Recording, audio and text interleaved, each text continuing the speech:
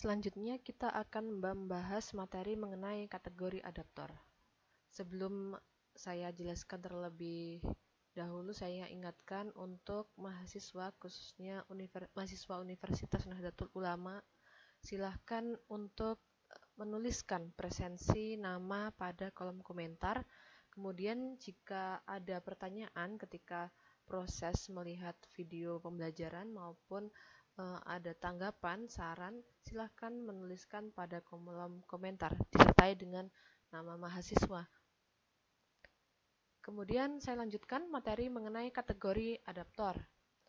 Nah, tadi kan sebelumnya sudah dijelaskan mengenai proses menemukan kategori adaptor, kemudian juga dijelaskan mengenai definisi kategori adaptor. Nah, pada materi kali ini kita akan berbicara mengenai apa saja kategori-kategori adaptor dalam suatu inovasi. Nah, kalau kita berbicara mengenai adopsi, pasti ada kaitannya dengan yang dinamakan inovatif. Nah, inovatif itu apa? Inovatif dapat diartikan sebagai derajat tingkat kecepatan perorangan atau derajat tingkat kecepatan seseorang atau unit lain secara relatif lebih awal mengadopsi gagasan baru dibandingkan dengan anggota suatu sistem yang lain dalam riset difusi. Nah, jadi inovatif itu merupakan sifat atau derajat tingkat kecepatan di mana yang membedakan seseorang itu lebih cepat mengadopsi atau tidak itu bergantung kepada bagaimana seseorang dapat menerima, apakah pola pikirnya itu sesuai dengan produk atau kebijakan mengenai inovasi tadi atau tidak. Jadi inovatif itu dikatakan bahwa ketika seseorang itu lebih cepat dalam mengadopsi suatu inovasi, maka dikatakan orang itu bersifat inovatif. Selanjutnya, inovatif ditandai dengan adanya perubahan tingkah laku yang mengarah pada tercapainya tujuan inovasi. Sebelumnya sudah saya jelaskan bahwa untuk mengadopsi suatu inovasi itu tidak hanya diperlukan pola pikir atau sudut pandang saja yang sudah mengarah pada produk inovasi, tetapi juga sampai bagaimana seseorang itu mengalami perubahan tingkah laku yang sesuai dengan tujuan inovasi yang dibawa oleh seorang inovator. Nah, itu sampai terjadi sebuah perubahan tingkah laku. Contohnya, ketika diterapkan suatu kebijakan literasi atau kebiasaan literasi, gerakan literasi sekolah. Nah, itu perubahan tingkah lakunya apa? Ketika sudah sampai adanya perubahan, ketika siswa-siswa itu sudah memiliki kebiasaan untuk sering membaca, motivasi membacanya lebih meningkat, kemudian ketika pembelajaran juga sebelum pembelajaran dimulai, guru itu mewajibkan siswa untuk lebih sering membaca apa saja, membaca hal-hal atau bacaan yang ia sukai. Jadi untuk meningkatkan tingkat motivasinya dalam membaca. Jadi sampai terjadi perubahan tingkah laku itu, sampai pada akhirnya siswa itu memiliki kesadaran sendiri akan pentingnya suatu gerakan literasi. Tentunya untuk meningkatkan kompetensi siswa dan juga keterampilannya dalam bidang kehidupan maupun dalam bidang akademik. Selanjutnya, berdasarkan kecepatannya itu terdapat kategori-kategori adaptor. Jadi ada 5 kategori adaptor itu berdasarkan kecepatannya dalam mengadopsi. Saya awali, yang pertama adalah kategori inovator. Kemudian yang kedua adalah pengguna awal. Yang ketiga mayoritas awal. 4 mayoritas akhir. Dan yang terakhir adalah kelompok tradisional, kolot, terlambat atau biasanya disebut dengan laggards. Nah, saya jelaskan mulai dari inovator. Inovator itu merupakan sekelompok orang yang berani dan siap untuk mencoba hal-hal baru. Nah, yang namanya inovator adalah orang yang membawa atau yang menggagas suatu inovasi. Hubungan sosial seorang inovator itu cenderung lebih erat dibandingkan dengan kelompok sosial lainnya.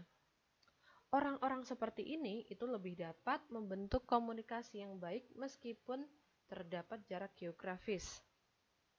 Maksudnya adalah ketika seseorang itu tidak memiliki suatu jalinan komunikasi yang baik, atau ketika seseorang itu tidak kenal secara intrapersonal, atau mungkin bisa kenalnya itu lewat media sosial, melalui internet, online, ya itu merupakan suatu komunikasi yang dimaksudkan terdapat jarak geografis. Nah, biasanya orang-orang ini memiliki gaya hidup dinamis di perkotaan yang memiliki banyak teman atau relasi. Yang kedua, kategori adaptor adalah pengguna awal atau biasanya disebut dengan early adopter. Nah, kelompok ini itu lebih lokal dibandingkan dengan kelompok inovator. Kategori adopter seperti ini itu menghasilkan lebih banyak opini dibandingkan dengan kategori lainnya, serta selalu mencari informasi tentang inovasi. Nah, pada kelompok pengguna awal ini itu tingkatannya setingkat lebih rendah dibandingkan inovator, karena sebagai pengguna awal ia itu memiliki niat atau sudah memiliki motivasi untuk ingin mengadopsi inovasi yang dibawa oleh seorang inovator.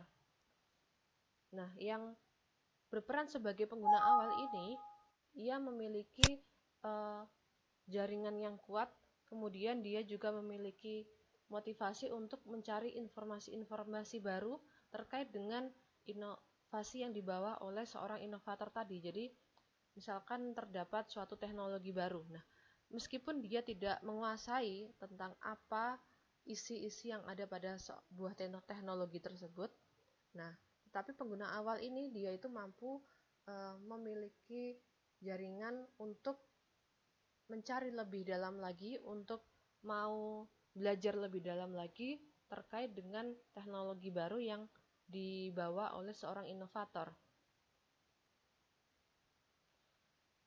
Dalam kategori ini itu mereka sangat disegani dan dihormati oleh kelompoknya karena kesuksesan mereka dan keinginannya untuk mencoba inovasi baru. Jadi